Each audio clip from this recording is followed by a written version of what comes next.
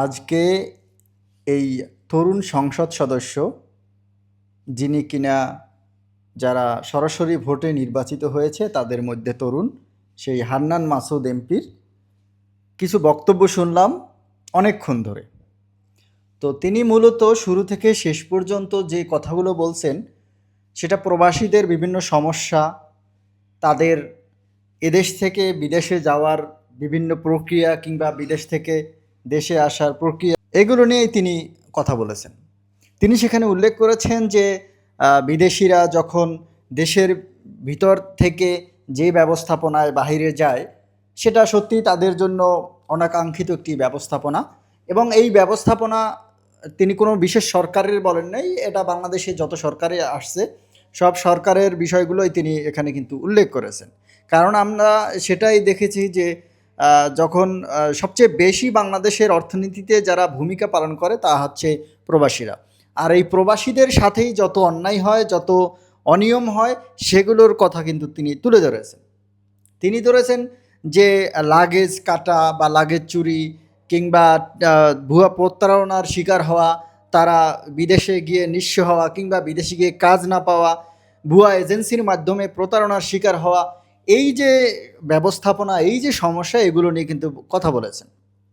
তো মূলত আমাদের দেশের যে অর্থনীতির চাকা যারা আহ, ঘুরিয়ে রাখেন বা চালু রাখেন তারা হচ্ছেন প্রবাসী। আর এই প্রবাসীদের সুযোগ সুবিধা যাতে বৃদ্ধি করা যায়, তাদের যে এই যে দুরবস্থা সেটা যাতে লাঘব করা যায় এবং তারা যাতে হ্যারাসমেন্টের শিকার না হয়, এজন্য তিনি কিন্তু বর্তমান সরকারের প্রতি, বর্তমান তারেক রহমানের সরকারের প্রতি তিনি কিন্তু উদারত আহ্বান জানিয়েছেন। আর প্রবাসীদের পক্ষ থেকে যে কথাগুলো বলে যারা এদেশে যে তাদের বক্তব্যগুলো বা তাদের অধিকার নিয়ে যারা কথা বলেন সেগুলো কিন্তু প্রবাসীরা ডিজার্ভ করে। কারণ তাদের পক্ষ থেকে কথা বলার মতো কোনো সরাসরি কোনো প্রতিনিধি কিন্তু সংসদে নেই। যে যারা থাকেন তারা হচ্ছেন প্রবাসী কল্যাণ মন্ত্রণালয়ের অধীনে যারা থাকেন তারা সব প্রণোদিত হয়ে যা করেন।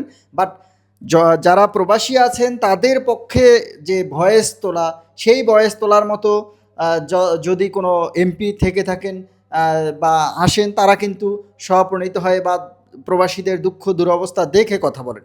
তো এই দিক থেকে হান্নান মাসুদের এই কথাগুলো সত্যি প্রশংসনীয় এবং সত্যি দারুণ লেগেছে, সত্যি দারুণ লেগেছে। কারণ প্রবাসীদের পক্ষে কথা বলা কিন্তু এটা একটা দেশের জন্যেই মঙ্গলজনক বা দেশের জন্যই ভালো। কারণ প্রবাসীরাই তো দেশের অর্থনীতি এই যারা চাকা ঘুরিয়ে রাখে তারা প্রধান নিয়ামক।